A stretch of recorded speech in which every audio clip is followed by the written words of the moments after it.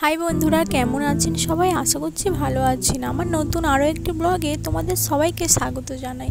তো দেখো, আমার দাদু এখন আমড়া গাছে উঠেছে আমড়া পারবে বলে।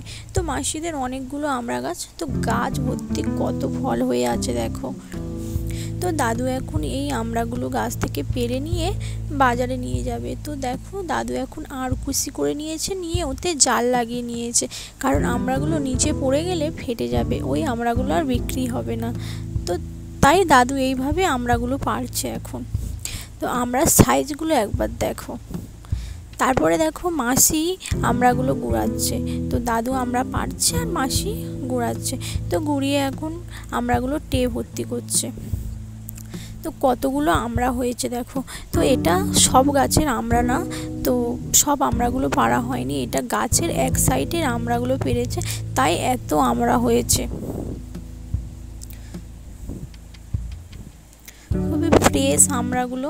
তো এই একটা ব্যাগও ভর্তি হয়ে গেছে, প্রচুর আমড়া হয়েছে, গাছ ভর্তি ফল।